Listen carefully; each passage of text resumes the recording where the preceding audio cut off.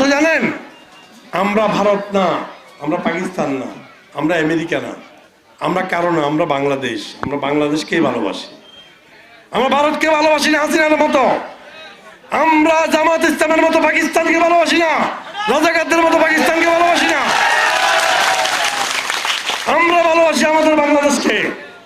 ফেসবুকে দেখেন শুধু বিএনপিতে গালিগালাজ, খালেদা জিয়াকে অপমানগ্রস্ত করছে, অথচ সারা বিশ্বে খালেদা জিয়া মানবতার নেত্রী হিসেবে স্বীকৃতি পেয়েছে।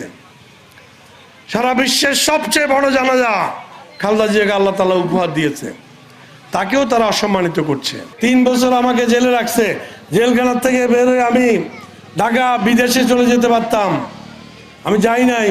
কারণ আমার খাগড়াছড়ির মানুষ, আমার মা বোন যারা আছে, যাদের জন্য আমি ছোটবেলা থেকে, একদম ছোটবেলা থেকে রাজনীতি শুরু করেছি, তারা কোথায় যাবে? তাদের বিপদে কে থাকবে? তাদের সুখে দুঃখে কে হাত বাড়ায় দিবে? সেই জন্য আমি আপনাদের পাশে, আপনাদের জেলা শহর খাগড়াছড়িতে থাকতাম।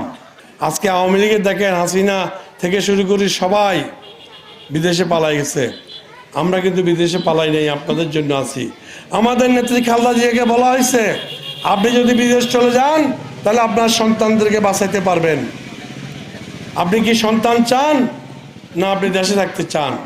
উনি বলছে, আমার সন্তানদেরকে যদি তোমরা মেরেও ফেলো তাহলেও আমি আমার দেশের মানুষকে ছেড়ে কোথাও যাব না। আল্লাহ সম্মানিত করেছেন ওনাকে। কিভাবে সম্মানিত করেছেন?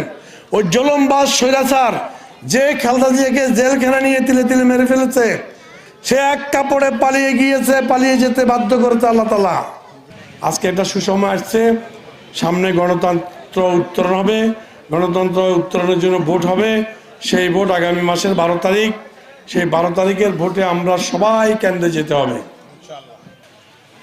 আরে ভাই, তারেক রহমান তো এদেশের স্বাধীনতার ঘোষক জিয়াউর রহমানের সন্তান, সেনাবাহিনী প্রধানের সন্তান, বাংলাদেশের প্রেসিডেন্টের সন্তান, 3 বারের প্রধানমন্ত্রী বেগম খালেদা জিয়া তারেক রহমানের মা। এরকম সৌভাগ্যবান সন্তান কোথায় পাওয়া যাবে? উচ্চশিক্ষায় শিক্ষিত, অনেক জ্ঞানী, প্রশিক্ষিত, নির্যাতিত, নিপীড়িত, অভিজ্ঞতা। তো ওই লোকটি তো দেশের প্রয়োজনে, দেশ পরিচালনার জন্য বাঁচিয়ে রাখতে হবে। সেই জন্যই তার নিরাপত্তা দেওয়া হচ্ছে। কারণ মিলেমিশে না কাজ করলে দেশটা উন্নত হবে না।